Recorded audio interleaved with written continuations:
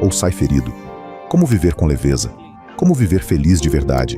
Não é preciso acabar com o lixo. Aqui no jardim, ele vale muito e é comprado por um preço altíssimo. Para servir de adubo? Sim. Sim. Então, se você transforma sua sujeira em fertilizante ou a espalha no rosto e sai por aí, a escolha é sua. Palestrante de renome internacional. Autor do best-seller do New York Times, Engenharia Interior. O guia de um yoga para a alegria. E uma das 50 pessoas mais influentes da Índia. Sadhguru. O intelecto é como uma faca. Se você quer dissecar algo, ele é muito bom. Se quiser costurar suas roupas, se costurar suas roupas com uma faca, o que vai acontecer? Você ficará em farrapos. É isso que está acontecendo com a vida das pessoas. Elas estão tentando consertar tudo com o intelecto. Quanto mais tentam, mais em farrapos ficam. Para quem está assistindo e pensando, sabe de uma coisa? Eu não tenho abundância financeira. Estou lutando com dinheiro e com minha saúde e bem-estar. Como essas pessoas podem começar a pensar diferente para aplicar esses princípios? Olhe, você está mirando nas metas erradas. Quais deveriam ser as metas? É simplesmente... Eu venho do meio oeste, em Ohio, e cresci ouvindo a palavra karma, com a ideia: se você fizer algo ruim, então coisas ruins vão acontecer com você. E você fala no livro que não é necessariamente assim. Você pode definir karma, explicando o que karma realmente é? Pensei que esse título fosse meu. Você está me tomando isso. As pessoas dizem que sou um guru sem instrução. E agora você está dizendo que é um entrevistador. Enfim, se você fizer coisas ruins virão para você. Esse tem sido o jeito do mundo. Nem precisa falar em karma, porque há muito tempo tentam controlar as pessoas com medo ou culpa. É daí que vem esse discurso. Faça isso e vai para o inferno. Faça aquilo e vai para o céu. Senão, algo vai acontecer com você aqui mesmo. Ou então existe alguém lá em cima com um bastão esperando e vai bater em você. Todas essas coisas, essencialmente, estão tentando administrar a humanidade, controlar a humanidade com medo ou culpa. Certo. No Ocidente, especialmente, vejo medo e culpa muito fortes. Isso está profundamente gravado na psique das pessoas. Bem, karma não é sobre medo. Karma não é sobre culpa. Karma é sobre libertação. É sobre liberdade. Porque você é um composto, como está sentado aqui. Você é um composto de várias memórias dentro de você. Exato. Isso vem de muito longe, mas, para simplificar, vamos começar pela ameba. Tudo bem. Da ameba até hoje, todo o processo evolutivo ficou registrado no corpo. Senão, ele viveria em dúvida sobre ser humano ou não. Mas isso é 100% claro. Isso é memória evolutiva. Há memória genética e memória kármica. Há memórias articuladas e inarticuladas, além das inconscientes, subconscientes e conscientes. Mas quando se fala em memória, quase todos pensam só na consciente, que é menos de 1% da memória real. Ou seja, o que elas lembram mentalmente. A memória consciente. Sim, isso é menos de 1% da memória real.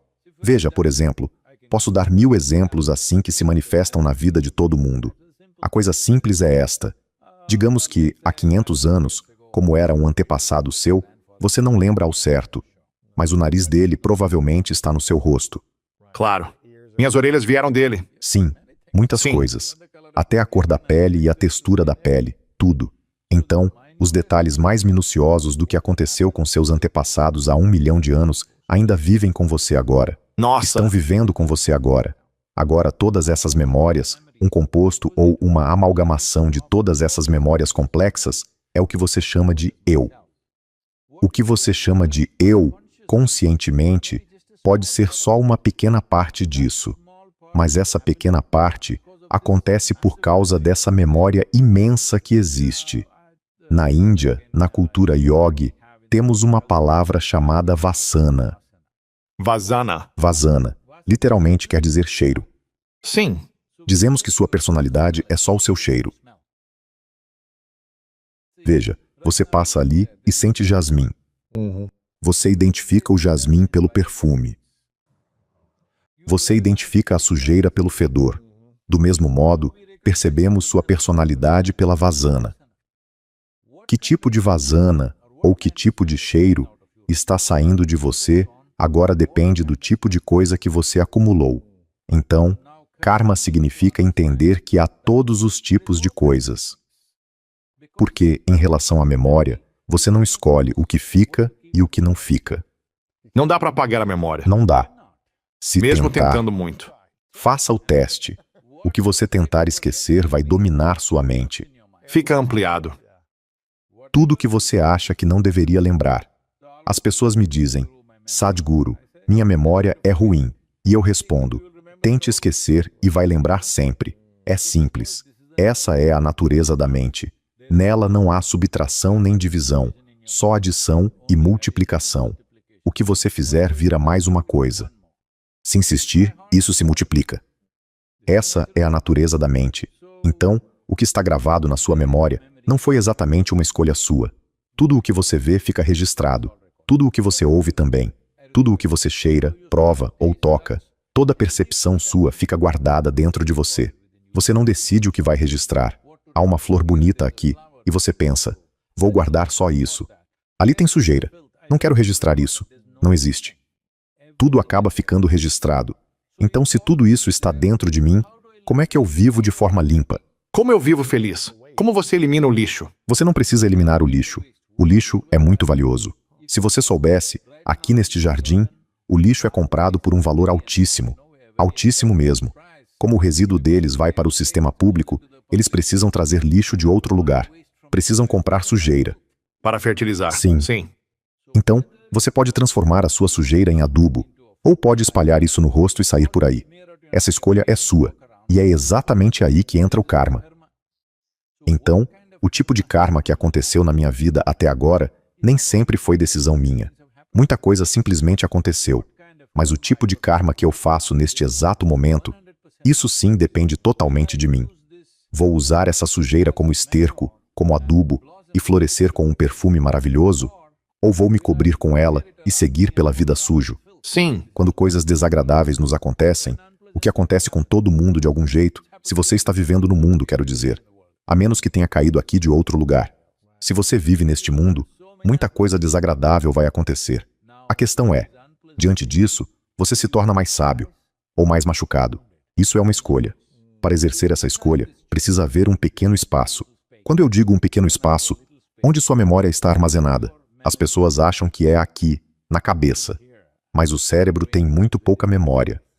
Certo? Cada célula do seu corpo carrega 1 trilhão de vezes mais memória do que o seu cérebro inteiro. O corpo todo. Porque, se eu tirar uma única célula sua, dá para, você sabe, recriar você por completo em laboratório. O que isso quer dizer? Quer dizer que seus pais, seu pai e sua mãe deram a você só uma célula cada. Não foram muito generosos. Só uma célula cada. Veja, um ser humano inteiro saiu disso. Sim. Então, naquela única célula, toda essa memória da cabeça aos pés, tudo estava ali, não é? Sim. Sem erro nenhum. Textura do cabelo, textura da pele, unhas, tudo isso. Cada detalhe, até o menor deles, estava compactado naquela única célula ou não? Sim. Sim. Então, cada célula do seu corpo carrega 1 trilhão de vezes mais memória do que o seu cérebro inteiro carrega. Uau. Então, se você não usa tudo isso, se usa só uma pequena parte de si mesmo, tudo começa a parecer estressante. Tudo vira esforço. Tudo vira luta. Hoje em dia, todo mundo reclama de tudo. Tudo é estresse. Você é um bebê pequeno e já existe o estresse das fraldas. Você é adolescente, tem estresse hormonal, está na meia-idade, tem crise, está velho, estresse geriátrico, certo? Não é um estresse específico. A vida inteira é estresse. Diga a eles, tudo bem, então morra. Ah, isso é um estresse enorme. Então, isso não é porque haja algo errado com a vida de alguém. É simplesmente porque é como ter um carro que foi feito para andar sobre 4 rodas. Tente dirigir com uma. Uma já parece absurdo. Tente com 2. Em 15 quilômetros seus pneus vão estourar, porque há estresse demais em um ponto, enquanto outras coisas não estão sendo usadas. É isso que está acontecendo com os seres humanos. Estamos sobrecarregando a mente? Quando dizemos mente, Sua mão foi quase direto para cá. O cérebro. Estamos sobrecarregando nossa mente? Não. Existe uma mente por todo este corpo. O que é que você chama de mente? A mente é uma certa combinação de memória com inteligência, não é isso? O corpo todo é mente? Sim. No yoga vemos corpo físico, corpo mental, corpo energético, corpo etérico, corpo de êxtase. Assim, tudo é corpo. Porque isso se espalha pelo corpo inteiro. Não fica preso a um único lugar. Só a atividade intelectual está aqui, na cabeça, certo? E como as sociedades modernas, principalmente as ocidentais, viraram escravas do intelecto, passaram a achar que tudo acontece aqui. Só que o intelecto trabalha apenas com os dados que você acumulou. Você não consegue ir além dos seus dados. E isso quer dizer que você vai continuar muito pequeno. Porque mesmo que você leia todas as bibliotecas deste planeta, o que você sabe em termos de dados é minúsculo comparado ao que este cosmos é. Com esse mínimo, você acha que é muito inteligente porque está analisando e processando informações. Todos que se acham intelectualmente muito espertos vão se sentir bobos nos próximos 5 anos, porque o celular, senão não chamaria. Hoje existe dependência demais do intelecto, porque os sistemas de ensino foram construídos assim. E não exploram de jeito nenhum outras dimensões da inteligência. Uma pergunta simples sobre o intelecto. Você quer que ele seja afiado ou cego? Escolha rápido, rápido. Vou te abençoar. Bem afiado. Vamos. Afiado. No fundo, o intelecto é como uma faca. Se a ideia é dissecar alguma coisa, ele funciona muito bem. Sim. Então imagine que o único instrumento que você tem na mão é uma faca. E você quer costurar a sua roupa. Se você costurar sua roupa com uma faca, o que vai acontecer? Você ficará em farrapos. Isso. É isso que está acontecendo com a vida das pessoas. As pessoas estão tentando resolver tudo só com o intelecto. Quanto mais forçam, mais despedaçadas ficam, apesar de toda essa educação. Me diga uma coisa. No mundo, quem está mais infeliz? As pessoas sem instrução ou as pessoas instruídas? De que tipo de educação estamos falando? No geral, as pessoas analfabetas no resto do mundo, até na Índia, muitas e muitas pessoas. Sempre que vou para lá, viajo para Guatemala quase todos os anos, visito vilarejos pequenos, e as crianças parecem tão felizes, tão leves. Porque elas não foram para a escola como eu fui. Não tem muita coisa, mas tem família, tem comunidade. Como não tem muita coisa? Não tem muito do ponto de vista Um material. mundo material, completamente desastroso, certo? Exatamente. Elas não têm muito no lado material das coisas, mas têm muito no coração. Riqueza interior, conexão, comunidade, amor. E parecem muito No felizes. fundo, as pessoas sem instrução ou analfabetas acabam sendo mais felizes do que as instruídas. Com a educação, a vida deveria ficar melhor. Não deveria? Infelizmente, elas estão ficando infelizes porque só fizeram uma coisa: afiaram a faca. E se você tem uma faca afiada na mão, mas não tem consciência, vai se cortar o tempo todo. O tempo todo. Nem precisa de ajuda externa para isso. Isso dói. Sim, veja, as pessoas vêm até mim e dizem: Sadhguru, meu chefe é horrível, minha sogra nem parece humana, minha esposa é um tormento, meu marido é assim, assado. Então eu digo: venha para o centro de yoga. Eu vou garantir que seu chefe, sogra, ninguém entre neste lugar, só você. Vou lhe dar um bom lugar para viver e comida boa para comer. Não haverá nada para fazer. Só seja feliz. Sim. Só isso. Você precisa apenas estar alegre. E eu vou aparecer de vez em quando sem avisar. Se eu encontrar você infeliz ou miserável, não vou lhe dar comida, porque eu não acredito em alimentar miséria.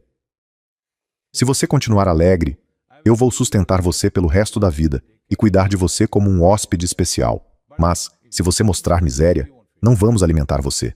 Pois bem, deixe essa pessoa sozinha num quarto por 24 horas. E é impressionante ver de quantas maneiras ela consegue se atormentar. Porque se você está sozinho e está miserável, então, claramente, está em péssima companhia, não está? Certo. Eu concordo com você. Estou miserável. Estou miserável por causa desse cara. Mas agora, estou aqui sozinho. Miserável. Então, quem é o responsável? Certo. Quem? Quem está causando esse sofrimento? Como a gente sai disso? Não. No fundo, é preciso entender uma coisa. A experiência humana nasce de dentro, não de Certo. fora. Tudo o que organizamos do lado de fora, como casa, família, carro, isso e aquilo, são apenas estruturas para facilitar a nossa atividade. Tiranas quanto Hitler. Você pode encontrá-las em um professor, pode encontrá-las Nossa. nos seus pais, na sua vizinhança. Só que, felizmente, elas não são tão poderosas quanto aquele homem. Aquele homem era extremamente competente. Esse é o problema. Então, neste momento, a competência humana vira um problema terrível, simplesmente porque a identidade é limitada. Aí você deposita sua identidade na família, numa comunidade, numa raça, numa religião, numa nacionalidade. Nos seus relacionamentos, Me diga, em nome das nações, da raça, das religiões, das comunidades, quantas coisas terríveis nós já fizemos neste mundo? e isso ainda acontece hoje. Não, esqueça o que está acontecendo hoje. Basta olhar para os últimos 100 anos. Ah, sim. Tudo por causa da identidade, do orgulho, do país, da cidade, da religião, de todas essas coisas. Veja, pegue só o século XX. O século XXI ainda está se desenrolando. Pegue o século XX, só ele. Em nome da raça, o que fizemos uns aos outros? Em nome da religião, o que fizemos? Em nome da nacionalidade, o que fizemos? Basta olhar para trás e ver. No século XX, literalmente matamos metade da população do mundo. Por causa da identidade. Sim, por causa de uma filosofia, de uma ideologia. As pessoas mataram por isso. Certo. Então, identidade limitada somada a poder é um desastre. E mesmo assim, nós seguimos cultivando isso o tempo todo. Foi por isso que eu disse que a família é um crime. Porque é a primeira identidade que você assume. Todas as fronteiras dos países. Isso só seria possível se não houvesse desigualdade econômica. Se não houvesse desigualdade econômica, não existiam fronteiras nacionais há cerca de 2 séculos. As pessoas podiam andar para onde quisessem. Não havia vistos nem passaportes em lugar nenhum, porque, economicamente, de forma razoável, todo mundo estaria. Mas e a questão racial? As pessoas seriam barradas por isso? Bem, a Índia é um exemplo clássico disso. Se você viajar do norte ao sul, a cada 50 quilômetros as pessoas já parecem diferentes. Elas se vestem de outro jeito, falam de outro jeito, comem de outro jeito. A cada poucos quilômetros você vê diferenças. E isso não é um problema para nós. Seria assim. Era assim que as coisas aconteceriam. Só que, como vocês se fecharam e se protegeram por tempo demais, agora a raça parece ter virado um grande problema. Mas a desigualdade de dinheiro é o verdadeiro desafio. É a desigualdade econômica que é difícil de administrar. Neste momento, se você acabasse com as fronteiras deste país, talvez metade do mundo viesse para os Estados Unidos. E isso não resolveria o problema, porque o país empobreceria. Certo? Certo. Os Estados Unidos ficariam cheios de pobreza, se isso acontecesse. Mas, se você se fechar completamente atrás de muros, também vai empobrecer, só que de outra maneira. Então, a primeira coisa é esta. Se a sua identidade for um pouco mais flexível, você vai agir com discernimento, conforme a necessidade de cada situação. Ou seja, com a ação apropriada. As nossas ações nunca são absolutas. Nunca. Elas só precisam ser adequadas às situações em que estamos vivendo. Sim. Se houver pais assistindo ou ouvindo e pensando, uau, isso abre muito a mente. Nunca pensei dessa forma. Eles sempre criaram os filhos de um certo jeito. Veja, essa é uma expressão que eu ouço muito nos Estados Unidos. Na Índia, não ouvimos isso. Eu fui criado assim. As pessoas dizem, Sim. fui criado católico, fui criado judeu, fui criado batista, fui criado desse jeito. Mas veja, seres humanos você não cria assim. Gado, sim. Certo. Um Certo. ser humano é uma possibilidade que precisa ser nutrida, não moldada de um jeito específico. Então, você está moldando as pessoas de um certo algo que sai sempre no mesmo formato, criado de uma maneira específica? Não. Esse não é o jeito certo de lidar com seres humanos. Então, digamos que esses pais queiram nutrir os filhos de um jeito diferente. A primeira coisa que precisam fazer é: Mas eles aprenderam uma coisa a vida toda. eles podem fazer as orações do jeito que conhecem, mas é preciso deixar claro que isso não é absoluto. Podem cantar o hino nacional com orgulho, ótimo, mas também precisam saber que isso não é absoluto. E deveriam aprender também 2 linhas de um hino global, se não, até de um hino cósmico. Um hino global que inclua o bem-estar de toda forma de vida. Toda criança deveria cantar isso em cada escola. Um hino global? Sim, precisamos criar um hino global. Sim. Eu canto o hino da Índia com grande fervor, e você canta o hino americano. O que isso quer dizer? Que na primeira oportunidade, vamos querer arrancar os olhos um do outro. Certo? Sim. Sim. Não porque você seja mau ou eu seja mau, mas porque eu sou indiano e você é americano. Certo. É um hino global. Precisamos com certeza de um hino global. Hoje, a tecnologia já tornou as fronteiras nacionais meio sem sentido, de muitas formas. Há pessoas sentadas na Índia, trabalhando para os Estados Unidos neste exato momento. Muita gente. Sentadas na Índia e trabalhando na América? Trabalhando para a América. Sim, eles estão recebendo por isso. Você pega o telefone e o sujeito na Índia está treinando o sotaque americano, falando com você direto de Bangalore. Certo, certo, sim. Então, quando as fronteiras nacionais já ficaram tão porosas, é hora de avançar nessa direção. Não significa que, amanhã cedo, você vá abrir todas as fronteiras, Sim. porque isso seria um desastre. Precisamos entender que essas coisas foram criadas em certos momentos, por conveniência. Não são absolutas. As linhas que traçamos neste planeta não são absolutas. Nós criamos isso apenas por conveniência. É hora de afrouxar um pouco isso. Um grande exemplo disso no mundo é a Europa. Eles lutaram com tanta amargura quanto nas duas guerras mundiais, a primeira e a segunda. Alguém imaginava que Alemanha e França um dia teriam fronteiras abertas? Sinceramente, em 1944, você acreditaria nisso? Não. Pois hoje elas têm fronteiras abertas. Certo. Eu não vejo isso só como uma questão geopolítica qualquer. De certa forma, isso é uma evolução da própria consciência humana. Eles podem ter feito isso por razões econômicas ou por razões políticas, mas ainda assim, existe consciência humana envolvida nisso, porque isso não é simples, depois de guerras tão amargas, com aquela geração ainda viva. Abrir as fronteiras um para o outro, confiar um no outro, não é algo pequeno. Precisamos fazer isso acontecer no mundo todo. Mas para isso, é preciso haver um nível razoável de equilíbrio econômico. Caso contrário, isso simplesmente não funciona. Não dá. Uma das coisas pelas quais me sinto muito grato na minha infância é que meu pai... Nós não tínhamos muito dinheiro quando eu crescia para viajar para lugares fora de Ohio. Mas tivemos 7 intercambistas do mundo todo morando com a gente por 6 meses de cada vez. Do Brasil, do Japão, da Alemanha, da França e das Filipinas. Ninguém veio